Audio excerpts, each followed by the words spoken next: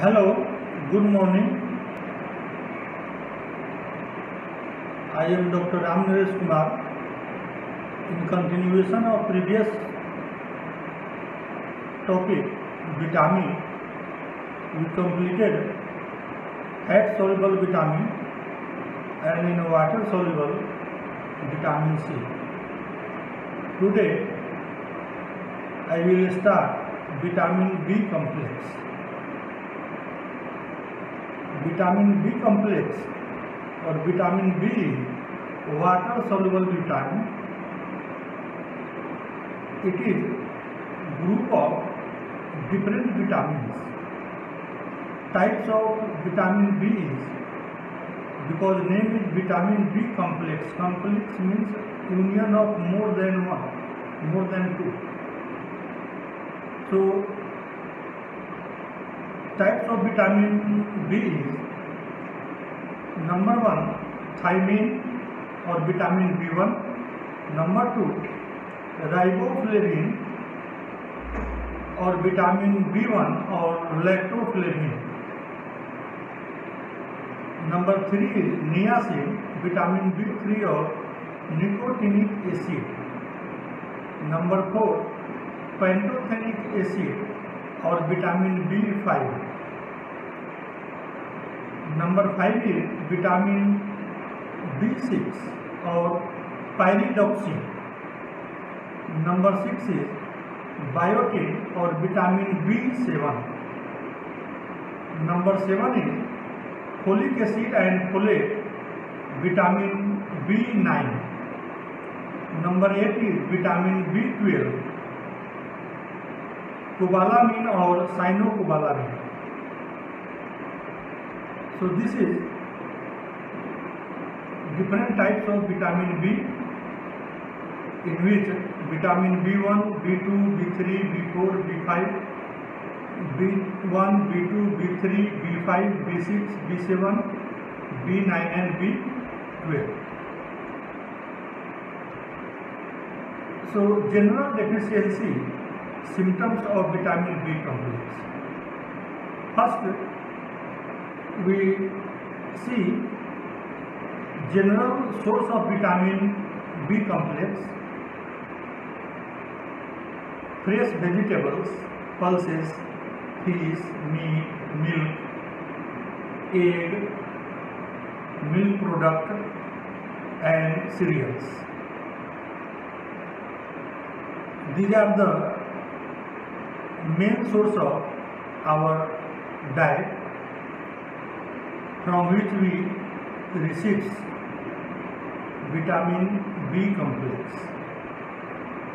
इसमें इसकी कमी के कारण general deficiency symptoms of vitamin B complex, जिसके लिए हमें इसकी ज़रूरत पड़ती है अलग से लेने के लिए, जो हमारे भोजन में उपलब्ध नहीं होता है किसी कारण से. अगर हम ले रहे हैं लेकिन इंटेस्टाइन एब्जॉर्ब नहीं कर रहा है किसी कारण से, वर्म्स या डाइजेस्टिव डिसऑर्डर, वो भी एक कारण हो सकता है. So first we see general deficiency symptoms of vitamin B complex. So general deficiency symptoms of vitamin B complex is weakness, कमजोरी, टायर्डनेस, थकान, पल्पिटेशन. सीढ़ी पर अगर ऊपर हम चढ़ते हैं तो हमारी धड़कन बढ़ जाती है. शॉर्टनेस ऑफ ब्रेथ, जल्दी जल्दी सांस लेना. पेल स्किन, स्मूथ टंग, कॉन्स्टिपेशन. हमेशा पेशेंट कहता है कि लैट्रिन ठीक नहीं होता है, सिर भारी रहता है, ढकार आता है. डायरिया, लॉस ऑफ एपेटाइट, भूख न लगना, नंबनेस, टिंगलिंग, झंझनाहट, सुन्नता. Muscle weakness, cramps in muscles, vision loss, आँख की रोशनी में कमी आना. ये सब विटामिन बी कॉम्प्लेक्स के जनरल सिम्टम्स, सामान्य लक्षण हैं. We see all vitamins, 8 type of vitamins B one by one, in which first is thiamine और विटामिन B1। सो थायमीन और vitamin B1 is found in food such as cereals, अनाज, whole grains, meat, nut like मूंगफली, beans and peas, मटर। Thiamine is important in breakdown of carbohydrates from food into products needed by the body। जो हम खाना लेते हैं उसमें carbohydrate जो होता है उसको तोड़ने का काम, ब्रेकडाउन करने का काम जो है उसमें ये मुख्य रूप से थायमीन उसमें मुख्य भूमिका निभाता है। थायमीन का प्रयोग हम विटामिन B डिफिशियंसी डिजॉर्डर्स में करते हैं। थायमीन की कमी के कारण जो डिसऑर्डर होता है उसके लिए। It is also called as beri anti factor. इसकी कमी से बेरी यानी कि जो बच्चों में सुखंडी होता है, ये माल न्यूट्रिशन के कारण होता है, माल नरिश चाइल्ड में होता है। शहरों में तो कम होता है लेकिन देहात में ज़्यादा देखा जाता है। इन रूरल एरिया जहाँ आज भी शिक्षा की कमी है और कुपोषण व्याप्त है।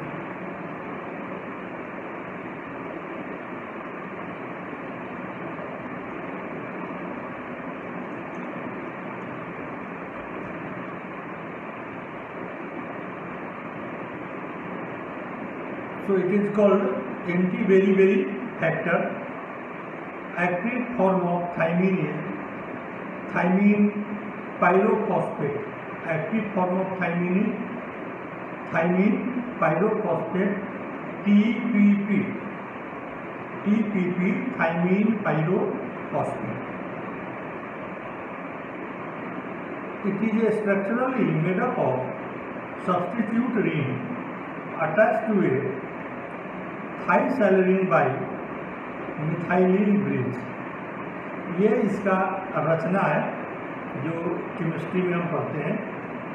सोर्स इसके थायमीन के मुख्य सोर्स क्या है?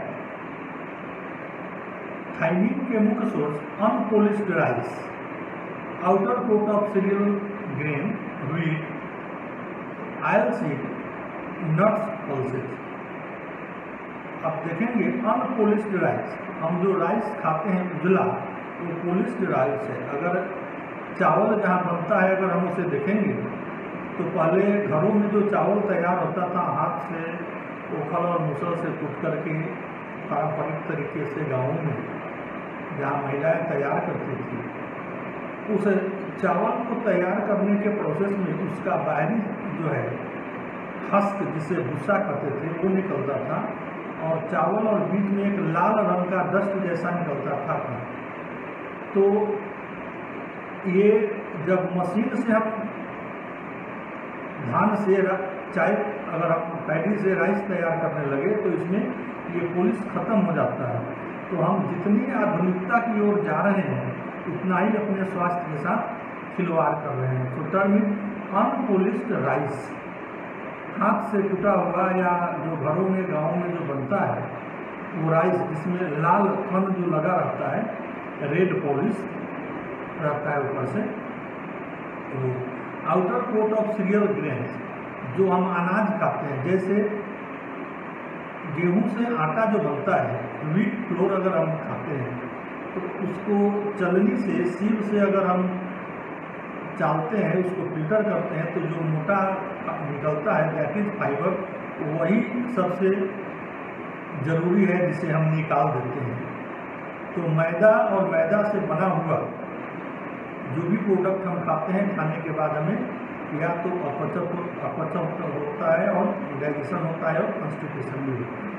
तो unpolished rice, outer coat of cereals, wheat, गेहूँ, ऑयल सीड वो सभी बीज जिससे हमें तेल की प्राप्ति होती है, जैसे सरसों, तिल, राई, सरसों, लीन सीड, ग्राउंडनट, मूंगफली, सोयाबीन, जिससे हम तेल प्राप्त करते हैं, वो सब बीज जो हम खाते हैं उससे मिलता है।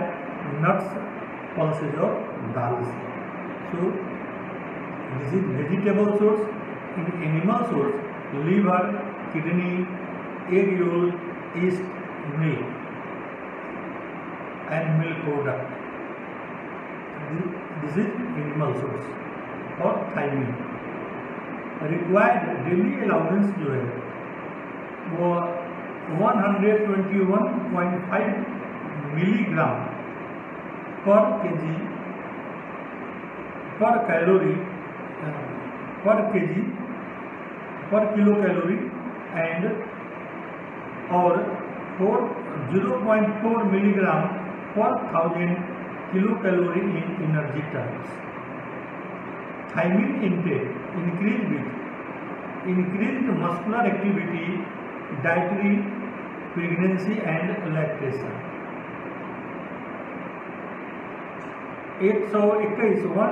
121.5 मिलीग्राम जो डोज है, इससे भी इसकी ज़रूरत ज़्यादा बढ़ती है। जो इंक्रीज मस्कुलर एक्टिविटी, जो फिजिकल वर्क करते हैं during pregnancy and lactation. Function of thiamine.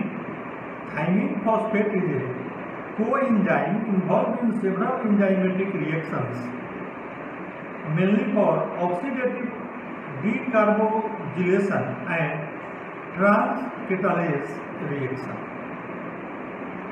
Thiamine phosphate is a coenzyme. ये कोएंजाइम की तरह काम करता है इन सेवरल बहुत से एंजाइमेटिक रिएक्शंस में, mainly for oxidative decarboxylation and transketolase reaction. So what is transketolase reaction? Transketolase reaction is a thymine dependent enzyme that converts fructose 6 phosphate into pentose 5 phosphate।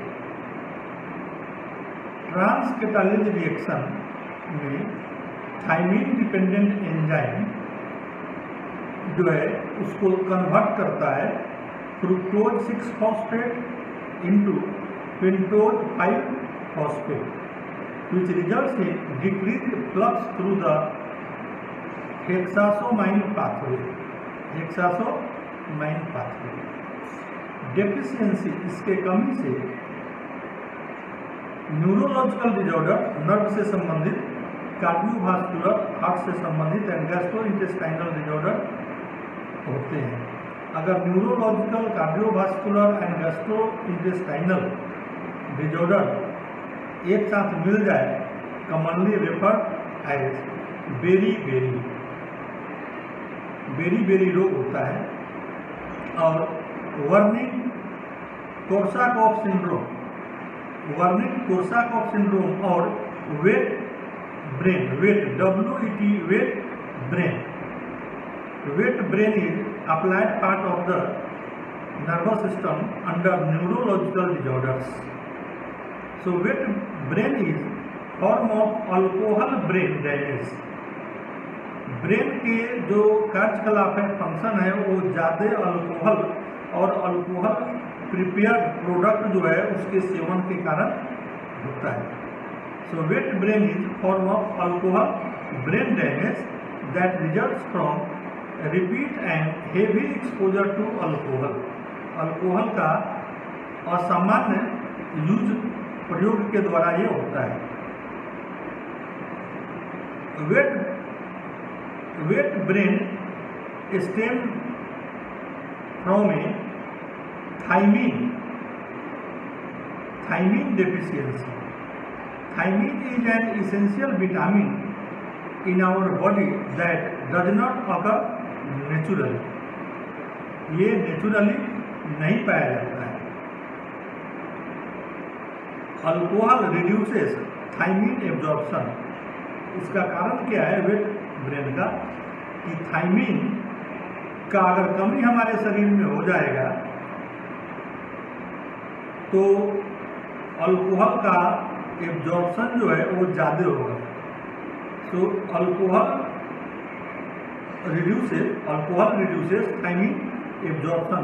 Alcohol का मात्रा हमारे शरीर में जब ज़्यादा होगा तो थायमीन का जो हम डाइट में जो लेते हैं या एक्स्ट्रा सप्लीमेंट भी लेते हैं उसका एब्जॉर्प्शन जो है, एसिमिलेशन जो है, उस प्रक्रिया में अल्कोहल डिस्टर्ब करता है, उसको कम करता है, जिसके कारण wet, brain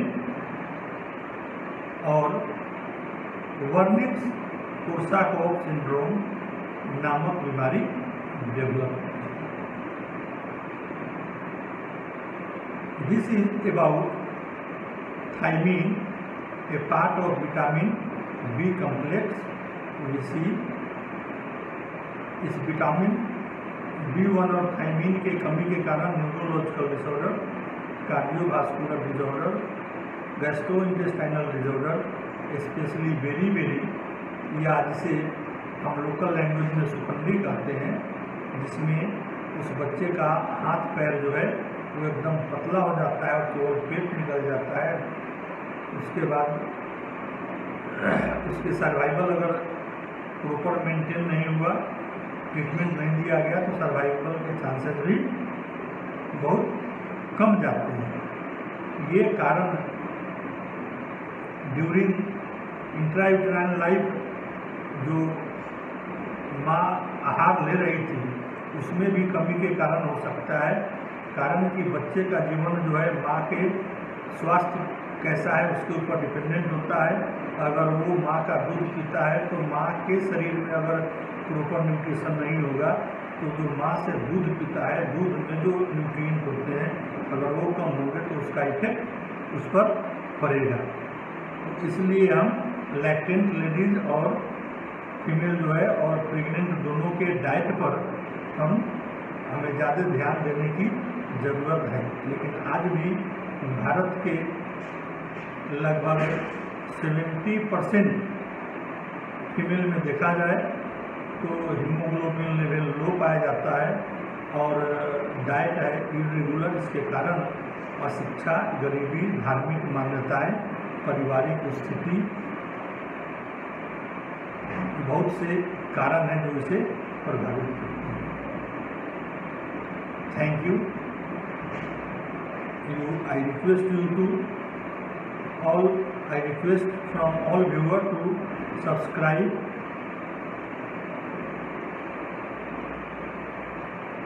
and share, like, subscribe and share this video in student, practitioner as well as general people or person who able to understand this video. Thank you.